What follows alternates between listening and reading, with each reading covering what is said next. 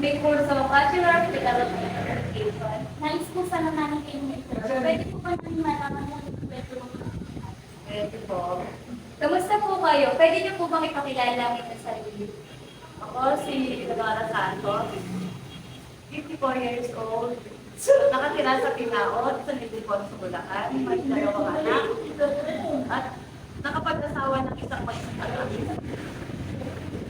Ilan taon po po kayong nagsasaka?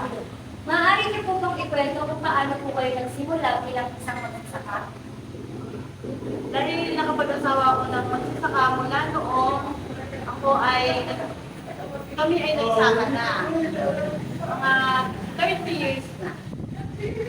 Okay, so, ilang hektarya po ang inyong sakahan at anong klaseng sakahan po yung inyong inaanin?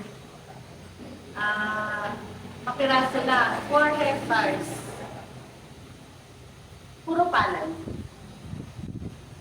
Ano po yung mga hamon o pagsubok na hinarap nyo sa pagsasaka at paano po ninyo ito nalampasan?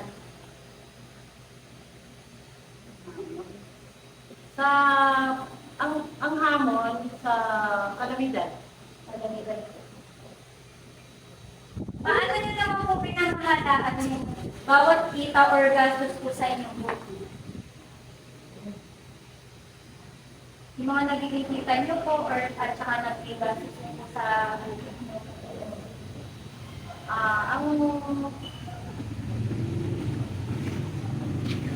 nag-aanihan, tinatabi muna yung pera para sa susunod na sakahan, may puhunan na. Ano po yung pinakamahirap nyo pong naranasan bilang isang magsasaka po? Ang pinakamahirap, yung sa pag-aaral. Wala na ulan, kailangan mo makamigil. Ulan, hindi mo maakit. Ako, sa pula ng pagkapa ng palay, so wala ka na maaani dahil na naplat na. Paano nyo po nalampasan yung problema po? Lumilipas naman ang problema, lahat may solusyon. So, hinintay na lang namin kung yung susunod na cropping para magawa ulit o lumani ulit. May mga pagkakataon po ba na gusto nyo pong sumubok ng ibang uri na trabaho o negosyo? Oo, kaya ka nagkaroon ako ng kainan.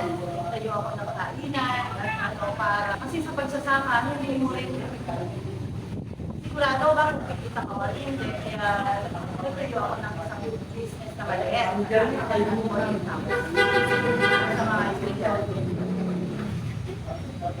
Sa kabila po ng mga hirap, ano po ang napapanatili ng inyong determinasyon para po sa pagsasaka?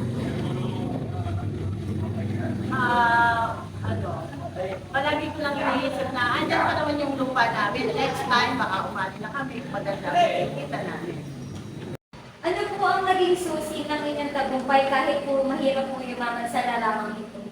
Dahil sa sipag at tiyaga ng aking asawa at tiwala sa bawat isa at higit sa lahat sa ating Panginoon at lahat.